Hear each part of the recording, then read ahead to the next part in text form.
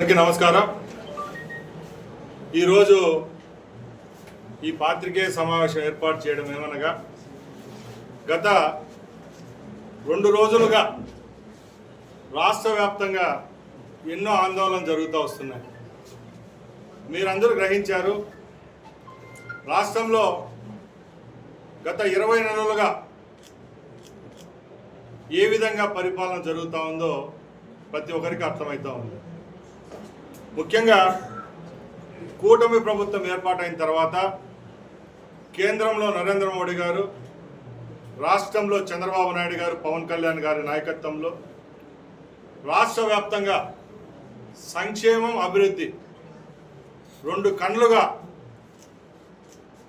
ఇక్కడ పరిపాలన సాగుతూ ఉంది.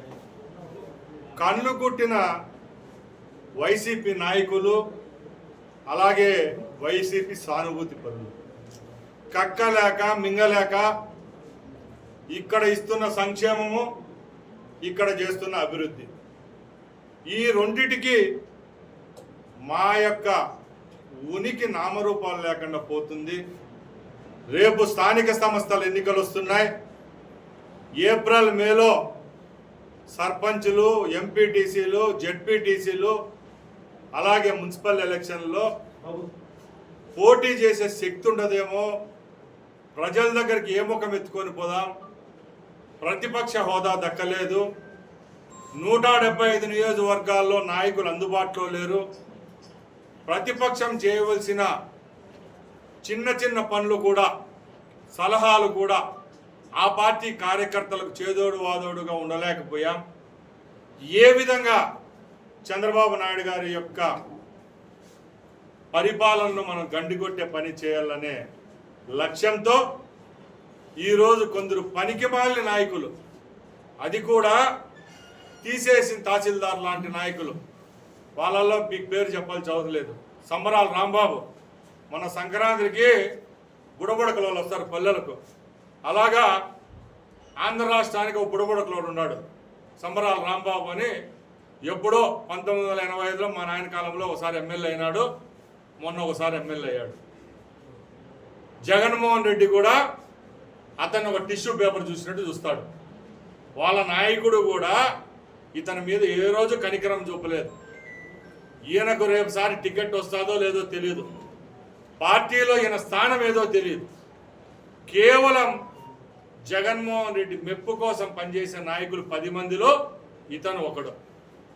అలాంటి వ్యక్తి కండ కావరం ఎక్కి మీడియా సమక్షాన 4 పర్యాయాలు ముఖ్యమంత్రిగా చేసిన పెద్ద మనిషిని నోటికి వచ్చినట్టు మాట్లాడడం ఏవైనా సబవా అని అడుగుతున్నాం. ఎందుకంటే రాజ్యాంగం మనకిచ్చిన హక్కు ప్రజాస్వామ్యం. ఈ ప్రజాస్వామ్య వ్యవస్థలో ఎవరైతే ప్రజలు నిర్ణయిస్తారో వాళ్ళే అధికారంలో ఉంటారు, వాళ్ళకే సేవ చేసే భాగ్యం దక్కుతుంది. ఈ రాష్ట్రంలో ఈ పర్యాయం కూటమికి దక్కింది. యావత్ భారతదేశంలో ఏ ప్రభుత్వం ఇలాంటి మెజారిటీతో ప్రభుత్వాన్ని ఏర్పాటు చేయలేదు. అలాంటి ప్రభుత్వాన్ని ఏర్పాటు చేసిన మాకు ప్రజలను కాపాడుకునే హక్కు ఉంది కాబట్టి రెట్టింపైన ఉత్సాహంతో ఈ రాష్ట్రంలో అభివృద్ధిని, సంక్షేమాన్ని ముందుకు తీసుకొని పోతున్నాం. అలాంటప్పుడు ఎక్కడైనా ప్రతిపక్ష హోదా ఉండే వాళ్ళు కూడా మాట్లాడే పరిస్థితి లేదు. ఈరోజు దావత్తు కోల్పోయి అసెంబ్లీకి రారు, పార్లమెంట్లో మాట్లాడరు, మండలిలోకి వస్తే రచ్చబెట్టుకుంటారు.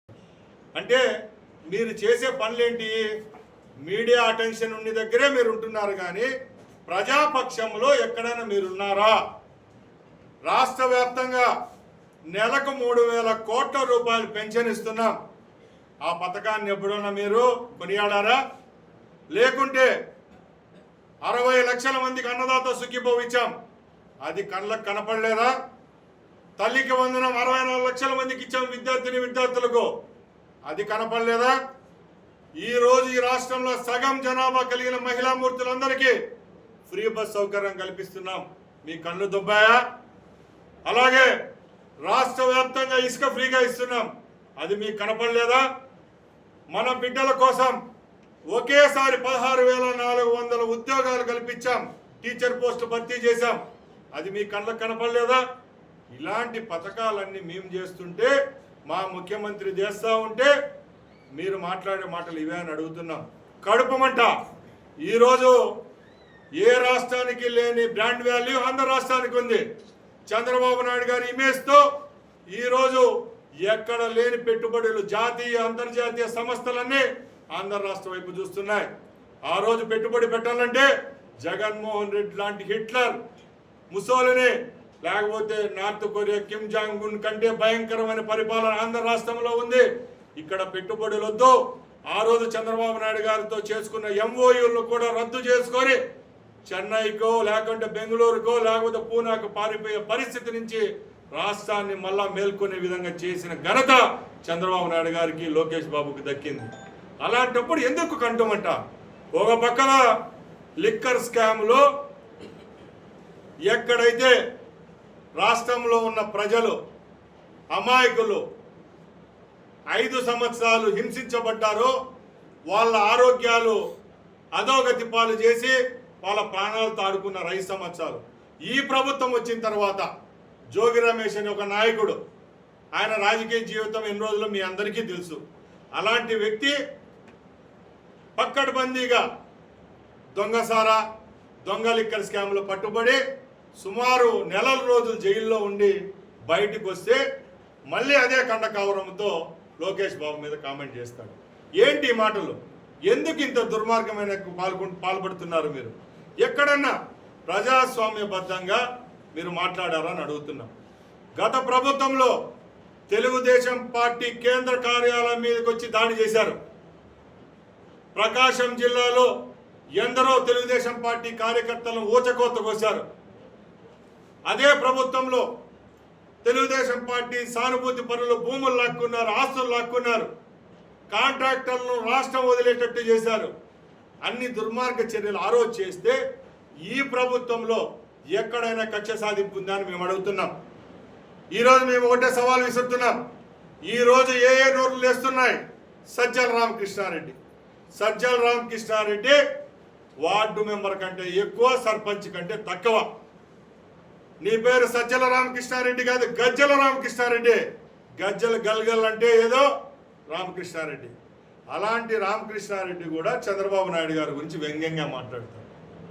సజ్జల రామకృష్ణారెడ్డి గారు బ్యాక్ ఆఫీసులో కూర్చొని మీ యొక్క రాయబారాలు, మీ యొక్క అక్రమ దందాలు, అలాగే మీరు చేసిన తప్పులు 5 సంవత్సరాల్లో మర్చిపోలే స్వామి. త్వరలోనే మీవి కూడా అన్ని బయటకు వస్తాయి. ఎవరెవరు ఇంకా మా నెంబర్ రాలేదే, కబ్ హమారా నెంబర్ ఆయేగాని వెయిట్ చేస్తున్నారో వాళ్ళందరి నెంబర్లు కూడా వస్తాయి. ఎక్కడ ఎవరిని వదిలిపెట్టే పరిస్థితి లేదు. ఎందుకంటే మీరు తెలుగుదేశం పార్టీ కార్యకర్తలను కొట్టినా మేము సహనంగా ఉన్నాం. తెలుగుదేశం పార్టీ సానుభూతి పనులను చంపినా గమ్మునున్నాం. పేద ప్రజల రక్తం తాగినా గమ్మునున్నాం. ఈరోజు సాక్షాత్తు మా నాయకుడు చంద్రబాబు నాయుడు గారిని సుమారు 54 రోజులు జైల్లో వేశారు. మీకు సిగ్గు శరం ఉంటే నిన్నటి రోజు అంటే ఫిబ్రవరి 1వ తారీఖున ఏదైతే స్కిల్ డెవలప్మెంట్ కేసులో మీరు చంద్రబాబు నాయుడు గారిని అక్రమంగా నిర్బంధించారో అదే కేసులో తెల్ల పేపర్ లాగా చంద్రబాబు నాయుడు గారి మీద పెట్టిన అభియోగాలు తప్పులు, అన్ని తప్పు అని చెప్పి అభియోగాలన్నీ పక్కలకి పెట్టేసి ఈరోజు ఆయన తెల్ల పేపర్ లాగా బయటికి రావడం జరిగింది. చంద్రబాబు నాయుడు గారి జీవితంలో అదే మొట్టమొదటి కేసు, అదే చివరి కేసు. జగన్మోహన్ రెడ్డి లాగా దేశవ్యాప్తంగా ఎన్ని చట్టాలు ఉన్నాయో అన్ని చట్టాలకు అతీతుడు. ఈడీ కేసులు ఉంటాయి, సిఐడి కేసులు ఉంటాయి, సిబిఐ కేసులు ఉంటాయి, లోకల్గా ఉండే పోలీస్ స్టేషన్లో కేసులు ఉంటాయి. అలాంటి కేసులు ఉండే వ్యక్తి మా నాయకులు కాదు. అందుకే ఈరోజు పై న్యాయస్థానాలు కూడా చంద్రబాబు నాయుడు గారికి ఏ విధమైన సంబంధం లేదని స్కిల్ డెవలప్మెంట్ కేసులో ఆయనకు తీర్మానం, అలాగే జడ్జిమెంట్ ఇవ్వడం జరిగింది. ఇవన్నీ పక్కన పెట్టండి. మేము తెలుగుదేశం పార్టీ సైనికులుగా అడుగుతున్నాం. మాటకు మాట, దెబ్బకు దెబ్బ, టూటాకు టూటా అనే సాంప్రదాయంతో మేము పనిచేయడం లేదు. గాంధేయవాదం మా నాయకుని యొక్క అజెండా. రాష్ట్రాన్ని అభివృద్ధి చేయాలా, మన బిడ్డలకు భవిష్యత్తు కల్పించాలా. ఈ రాష్ట్రంలో భయానకమైన పరిస్థితులు వస్తే పెట్టుబడిదారులు మళ్ళీ ఈ రాష్ట్రం నుంచి వెళ్ళిపోతారు. ఇక్కడ రాజకీయంగా ఏ విధమైన సమస్యలు లేవనెత్తినా కూడా ఆంధ్ర రాష్ట్ర బ్రాండ్ దెబ్బతింటుందని చెప్పి 20 నెలలు మేము వేచి చూసాం. మాలో సహనం కోల్పోయే పరిస్థితి మీరు తీసుకొని రావద్దండి. సంబరాల రాంబాబుకు, అలాగే లిగ్గర్ రమేష్కు, అలాగే గజ్జల రామకృష్ణారెడ్డి గారికి ఇలాంటి ఎవరైతే మీడియాకి ఎక్కి పిచ్చి కుక్కల్లాగా వాగుతున్నారో వాళ్ళందరికీ ఖబర్దారని చెప్తున్నాం. ఇలాంటి చర్యలు మళ్ళీ చేస్తే ఎక్కడైతే మీరు ఇలాంటి మాటలు మాట్లాడతారో అక్కడికే వచ్చి తగిన బుద్ధి చెప్పేదానికి తెలుగుదేశం పార్టీ 1,20,00,000 సభ్యత్వాలు కలిగిన ఏకైక పార్టీ, 1,20,00,000 మంది ట్రూప్. భారతదేశానికి ఎంత సైన్యం ఉందో తెలుగుదేశం పార్టీకి అంత కార్యకర్తల బలం ఉంది. కార్యకర్తలతో పెట్టుకోవద్దండి. మా నాయకత్వాన్ని గురించి కానీ, మా పార్టీ గురించి కానీ, మా నాయకుల గురించి కానీ మాట్లాడే హక్కు మీకు లేదు. ప్రజాస్వామ్యబద్ధంగా ఉంటే మేము అదే విధంగా పనిచేస్తాం. అంతే తప్పక రెచ్చగొట్టే ధోరణిలో ఈ రాష్ట్రంలో మీడియా ఉంది, సోషల్ మీడియా ఉంది, ప్రింట్ మీడియా ఉంది. అందరి దగ్గరికి వచ్చి యథాతథంగా మీరు మాట్లాడే పరిస్థితి కొనసాగిస్తే తప్పకుండా మూల్యం చెల్లించుకునే రోజులు దగ్గర ఉన్నాయని తెలియజేసుకుంటూ సెలవు తీసుకుంటున్నా.